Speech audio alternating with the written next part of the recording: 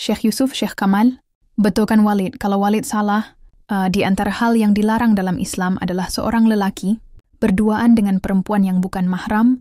Betul, wali Rasulullah Shallallahu Alaihi Wasallam telah pun bersabda, siapa yang beriman kepada Allah Subhanahu wa Ta'ala dah hari kiamat, maka janganlah berkhalwat dengan seorang wanita tanpa mahram wanita itu, karena yang ketiganya daripada mereka adalah syaitan. Dan Walid melarang jemaah Walid berdua-duaan dengan yang bukan mahram, bukan karena Walid tak percayakan jemaah Walid, tetapi untuk melindung kamu semua dari godaan syaitan dan perilaku buruk yang bakal menjerat diri kamu sendiri. Ya salah saya Walid, tapi kami memang tak buat apa-apa pun. Sumpah Walid, ya betul Walid. Kami hanya berjumpa sekejap je Walid, tolonglah Walid. Ini adalah di antara kesalahan besar yang Walid tekankan di dalam jemaah. Kerana apa? Kerana apabila kita berdua-duaan dengan yang bukan muhrim kita, maka kita sudah mengikis rasa malu, padahal malu itu adalah sebahagian daripada iman, dan asbab merasa malulah kita memiliki perisai untuk melindung diri kita dari melakukan maksiat dan dosa. Jadi di manakah rasa malu dalam diri kamu pada masa itu? Ampunkan saya Walid, saya janji saya takkan buat lagi. Jihad Umar telah menetapkan, ini adalah di antara kesalahan yang besar. Apakah hukumannya? Syahid Yusuf kejam dengan 7 butir batu. Mengapa adik rejam saya Kamal?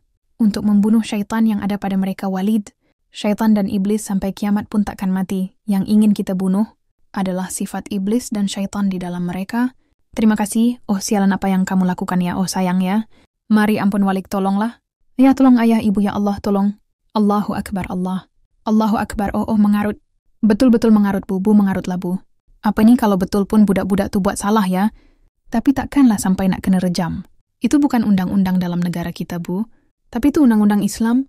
Ada dalam Al-Quran kan? Ya betul bu. Tapi bukan undang-undang kita untuk menghukum orang sampai macam tu sekali. Yang tu aku tak setuju. Kalau kau bangkang Baiduri, kau sekolah agama kan sampai ke Mesir, takkanlah kau tak tahu hukum Allah? Walid kan selalu cakap dalam tausiah dia, tak ada hukum lain sebaik hukum Allah. Negara kita negara Islam, ikutlah cara Islam. Kalaulah Baiduri yang kena macam tu bu, macam mana ibu reda aku reda?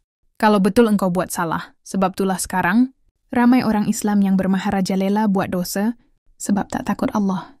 Tak takut hukum Allah terlalu liberal. Hukum dunia tak sama dengan hukum Allah. Kalau kita ikut hukum Allah, hukum dalam Al-Quran, siapa yang berani buat maksiat? Imam Taqiyuddin Abi Bakar bin Muhammad mengatakan hudud boleh mencegah manusia dari berbuat dosa, dan juga Allah Subhanahu wa Ta'ala semata boleh menentukan hukumannya, tidak boleh ditambah maupun dikurangkan. Abi, tapi kita tak ada bukti yang sahih. Abi yang mengatakan mereka itu berzina, mereka itu cuma ditangkap berdua-duaan, maka duduk berdua-duaan itu tak salah, salah tetap salah Abi. Cuma kita tak boleh menghukum tanpa ada bukti. Sekarang nih kau nak mengatakan yang hukuman Allah itu salah, astaghfirullahaladzim. Bukan itu yang saya maksudkan Abi. Kamu terlalu taksub dengan hukuman dunia sampai kamu menolak hukuman Allah. Aturan-aturan manusia bukan hanya gagal, berkeperimanusiaan dan berkeadilan. Sebab itu kita pilih hukum Allah. Sebab dialah kebenaran, sebab itulah dia pemutus yang paling baik, bukan hukum dunia hambali. Lah Islam adalah penyelesaian, dialah sesuatu yang dapat menyelamat manusia dari kesesaraan. Tak ada salahnya kalau kita nak jalankan Islam secara kafah. Ya, Kak bagi lagi malam Kak dia. Mungkin ada benda lagi yang nak dibincangkan. Melampaulah Kak. Siang-siang tak boleh nak bincang ke. Jangan bagi muka sangat Kak. Habis semua malam-malam kita orang diambil. Masa malam je nak bincang. Masa malam je nak bincang. Alasan tu je lah Kak. Ni pun satu bodoh sangat. Berkorban tak bertempat. Astaghfirullahaladzim. Astaghfirullahaladzim ya Allah ya Tuhanku.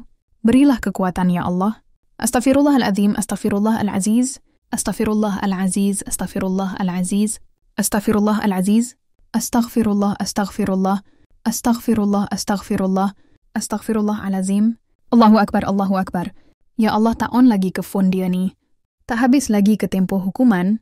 Tolong jangan jadi apa-apa kat dia. Apabila mula ada nafsu untuk bercinta di jihad rumah, ini bermakna akan ada nafsu yang lebih besar lagi jika tidak dihalang ataupun dipantau. Anak-anak itu akan beralih pandangan cintanya pada duniawi.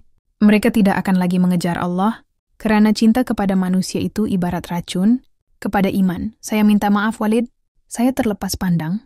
Ketika ini kita berada di medan perang akhir zaman, seperti yang tertulis di dalam kitab Dajjal akan turun. Siapa?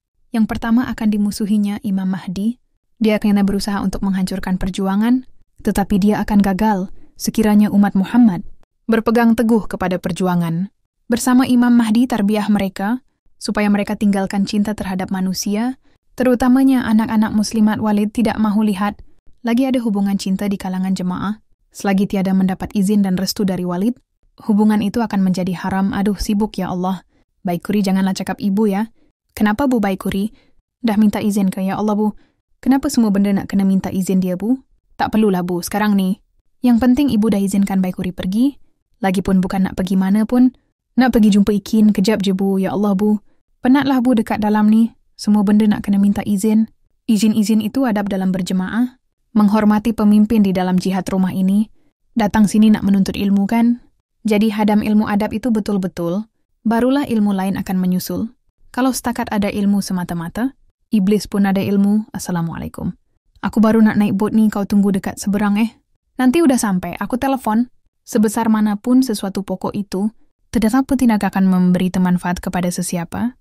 Kalau pokok itu tidak menghasilkan buah, macam ilmu juga. Kalau belajar di seluruh pelosok dunia sekalipun, tetapi tidak memberi manfaat kepada sesiapa, sama seperti pokok yang tidak menghasilkan buah.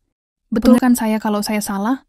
Awak pernah dengar tak tentang sabda Rasulullah Shallallahu Alaihi Wasallam, tidak akan bergeser kedua kaki anak Adam pada hari kiamat, sehingga ditanya tentang 4 perkara, yaitu tentang umurnya, untuk apa dihabiskan masa mudanya, untuk apa digunakan, hartanya didapatkan dari mana dan disalurkan kemana, serta Syira Dewi khidmat Umi Rabiatul di Pondok Muslimat. Seri Mona Lia, boleh khidmat bersihkan kawasan belakang kami. Pergi sekarang kebalik ya. Mia Walid, Mia khidmat dekat mana? Mia khidmat Walid, Assalamualaikum. Waalaikumsalam warahmatullah. Walid di mana? Walid tak ada kenapa tak apa Abi. Kebetulan dah kau ada dekat sini. Boleh kita bincang pasal malam suci tu? Yalah kata Walid. Dia nak mempercepatkan budak-budak perempuan tu menikah. Risau juga kalau budak-budak tu ada buat hubungan dengan lelaki luar jemaah kan? Abi, kamu pun mungkin salah seorang daripada calon tu. Kau takkan masih kosong lagi? Tak boleh biar kosong lama-lama Bi. Macam mana nak bendung nafsu? Allah ada bagi 4 kotak. Kalaulah bini dah cukup kotak dia, tak ada dah masa dia nak uruskan pengurusan jihad rumah. Kita kan ada untuk bantu. Sokong dia tu. Lagipun Walid percayakan. Abi tahu dan aku rasa, Abi ni orang yang sesuai untuk gantikan tempat Walid. Bi, kau jangan risau, kami akan sokong kau sentiasa, kalau itulah kebenarannya. Alhamdulillah, syukuran. Aku punyai sahabat-sahabat, pemimpin yang baik hati dan mulia. Assalamualaikum, tapi awak beruntunglah. Dah berapa tahun dah Abi tak isi dia punya kuota. Kak Nah pula buat hal, tinggal awak je lah. Untung sabut timbul, untung batu tenggelam. Memanglah sekarang ni tak ada. Tapi kalau dah Walid putuskan, takkanlah Abi nak menolak. Betul juga Abi tu memang taat dengan Walid. Tahu tak apa, tapi awak boleh terima ke? Kalau tiba-tiba Walid nikahkan Abi dengan perempuan lain, kita kan memang dah diajar untuk reda. Tak boleh tamak, semua yang kita miliki ini milik Allah. Kalau suami kita tak dikongsi, mungkin diambil orang atau diambil Allah. Saya lagi rela diambil Allah daripada diambil orang. Astaghfirullahaladzim masyitah. Mengucap awak tu istri Walid, sepatutnya awak lagi reda daripada kami. Semua benda lain saya boleh terima. Tapi kalau bak suami ni, Masya Allah susah sangat saya nak reda. Cuba awak bayangkan kalau Abi dinikahkan dengan orang yang lagi muda daripada awak. Bolehkah awak reda? Insya Allah demi Allah dan Rasul, bukan ke pondok ni dah dikemas semalam. Siapa yang bagi arahan hikmat di sini? Walid Umi Mia mana? Mana lagi Umi dengan Walid lah kesayangan Walid kan sekarang. Orang lain semua dapat khidmat kerja yang berat. Mia jetak astagfirullahalazim. Sampai rejam ya. Tahu tak hukum hudud tuh? Kalau rejam, hanya untuk orang yang udah berkahwin tapi berzina. Kalau sebat aku faham lagi. Itu barulah hukum hudud nih. Tak main belasah aja. Hukum baduri boleh tak? Kali ni kau dengar cakap aku apa? Tak payah jadi hero. Keluar dari tempat tu boleh. Kau kan ramai kawan agama. Minta tolong dia orang buat report. Biar semua tu kena tangkap. Lagi lama kau kat dalam tu, lagi bahaya. Tahu tak sekarang ni? Aku nak selamatkan budak-budak perempuan dekat dalam tu. Aku tak nak dia orang jadi mangsa. Kawin muta'ah lah. Nikah batin lah merepek ya. Aku faham. Tapi takkan mak kau tu tak buka mata lagi? Mak aku nampak, tapi entahlah. Aku tak faham. Dia macam masih was-was nak percaya. Cuma sekarang ni yang aku lagi tak faham, budak-budak perempuan kat dalam tu, sanggup dia orang rela dia orang. terima jadikan diri dia orang sendiri alat pemuas nafsu. Baiduri, kau tak boleh berjuang sorang-sorang. Kau tolonglah dengar cakap aku, Putri Jerai kesayangan Sultan. Masa tu apa saja kehendak Putri Jerai dikotakan, Sultan yang tahu kenapa. Sebab Putri Jerai lah satu-satunya putri yang mampu memuaskan Sultan. Wajib nih.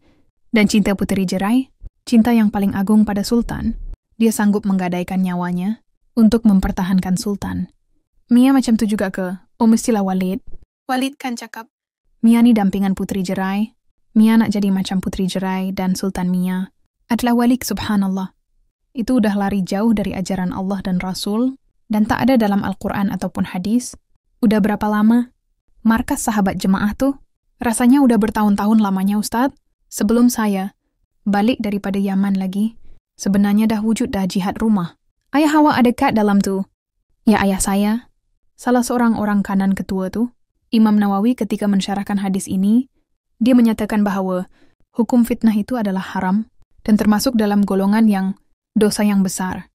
Sebab apa? Sebab perbuatan ini boleh menyebabkan musibah yang besar pada masyarakat. Maaf Ustaz, adakah Ustaz nak cakap saya ni cuba menyebarkan fitnah? Tak maksud saya. Kita jangan menuduh dulu. Kalau boleh kita kena kumpulkan bukti-bukti yang sahih, sebab kita tak mau. Kita jangan suburkan budaya fitnah dulu. Baik, insya-Allah, saya faham, cuma satu soalan Ustaz.